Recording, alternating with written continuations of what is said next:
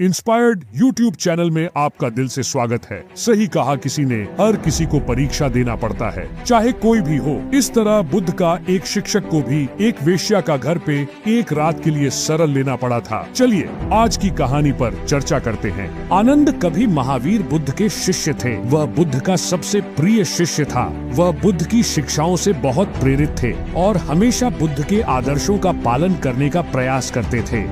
एक दिन आनंद बुद्ध के साथ यात्रा पर गए। वे एक बड़ी नदी के तट पर पहुँचे। उनका गंतव्य नदी के उस पार था, लेकिन नदी में तेज बहाव था। बुद्ध ने कहा, आनंद तुम यहीं रुको, मैं नदी पार करके तुम्हें ले आऊंगा। बुद्ध ने नदी पार की, लेकिन जब वह वापस आने लगा तो अचानक तूफान शुरू हो गया। तूफान के कारण नदी का प्रवाह बढ़ गया। बुद्ध नदी पार नहीं कर सके। आनंद बुद्ध के लिए चिंतित हो गया। वह बुद्ध की सहायता के लिए नदी में उतर गया, लेकिन वह भी नदी में बहने लगा।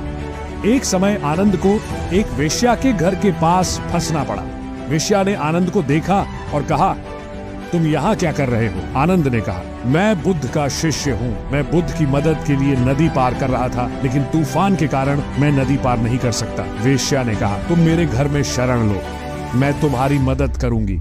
आनंद ने वेश्या के घर में शरण ली। वेश्या ने आनंद को सुखाकर भोजन दिया। अगली सुबह तूफान बंद हो गया। बुद्ध ने नदी पार की और आनंद के पास आए। बुद्ध ने आनंद को देखा और कहा, तुम यहाँ क्या कर रहे हो? आनंद ने कहा, मैं तुम्हारी मदद करने के लिए नदी पार कर रहा था, लेकिन तूफान के कारण मैं नदी पार नहीं कर सका, इसलिए मैंने इस वेश्या के घर में शरण ली।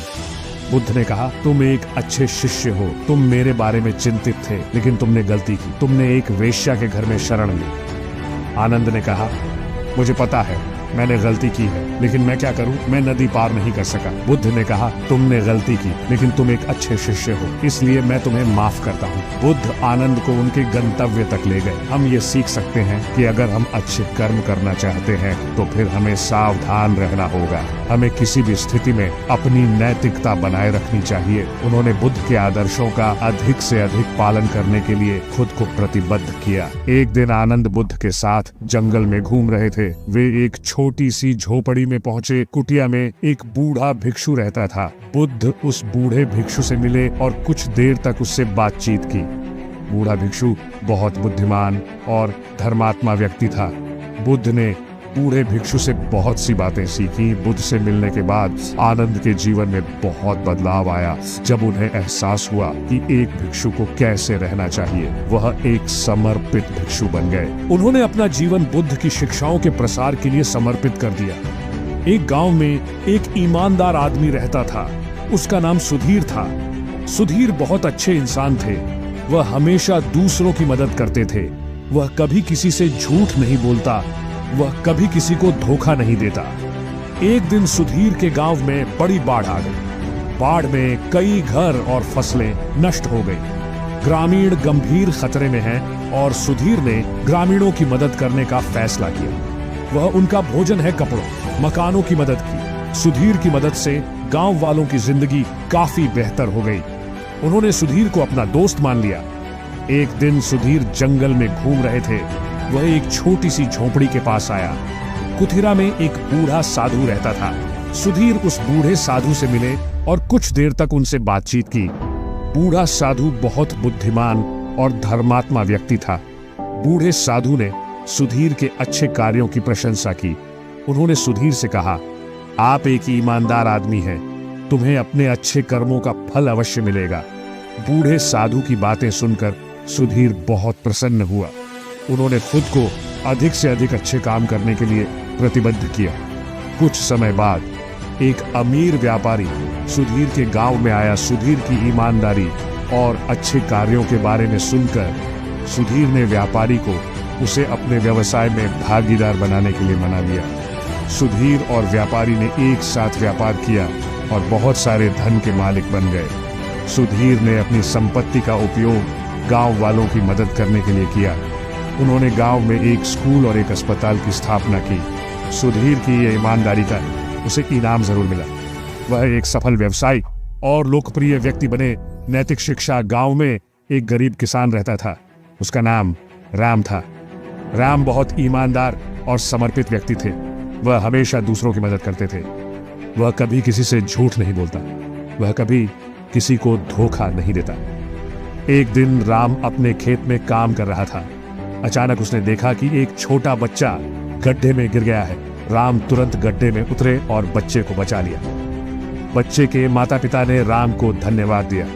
उन्होंने राम से कहा, आप एक ईमानदार व्यक्ति हैं। आपकी मदद के लिए हम सदैव आपके आभारी रहेंगे। राम की ईमानदारी की बात गांव में फैल गई। सभी लोग राम को एक ईमानदार व्यक्ति के रूप में जानने लगे। एक दिन राजा ने राम को अपने राज्य में आमंत्रित किया। राजा ने राम से कहा, आप एक ईमानदार व्यक्ति हैं। मैं आपसे कुछ सबक सीखना चाहता हूँ। राम ने राजा से कहा, ईमानदार होना हमेशा कठिन होता है, पर ईमानदारी से प्रयास करना चाहिए। हम तभी खुश रह सकते हैं जब हम ईमानदार हों। राजा को राम की बात बहुत पसंद आई। उन्होंने राम को अपने राज्य के सलाहकार के रूप में नियुक्त किया। राम ने राज्य के लिए एक सफल सलाहकार के रूप में कार्य किया। उन्होंने राजा से सदैव ईमानदारी और न्यायपूर्वक कार्य करने को कहा। ऐसा कहा जाता था कि राम की ईमानदारी से राज्य की जनता बहुत खुश थी। वे राम को एक बुद्धिमान और धर्मनिष्ठ व्यक्ति के रूप में जानते थे। उनके लिए ईमानदार रहना हमेशा कठिन होता था, लेकिन ईमानदार रहने की कोशिश करनी चाहिए। हम तभी खुश रह सकते हैं जब हम ईमानदार हों। आनंद जागता है तो पाता है कि वह वेश्या के कमरे में है, वहां है। उसे बहुत लज्जा महसूस हुई। वह तेजी से कमरे से बाहर निकला और सड़क की ओर भागा। वह बुद्ध के पास गया और उन्हें सब कुछ बताया। बुद्ध ने उसे शांत किया और कहा, चिंता मत करो आनंद, यह एक दुर्घटना थी, आपने गलती की है, लेकिन अब आप जागरूक हैं। यह सबसे महत्वपूर्ण बात है कि बुद्ध ने आनंद को अपनी गलतियों से सीखने के लिए कहा था। उन्होंने उससे कहा, जब आप अपनी गलतियों से सीखते हैं तो आप वही गलतियां दोबारा करेंगे। इसलिए अपनी गलतियों से सीखें और भविष्य में उन्हें दोबारा कभी न करें। ऐसी गलती कभी मत करना। आनंद को बुद्ध की बात सुनकर प्रेरणा मिली। उसने बुद्ध से वादा किया कि वह फिर कभी ऐसी गलती नहीं करेगा।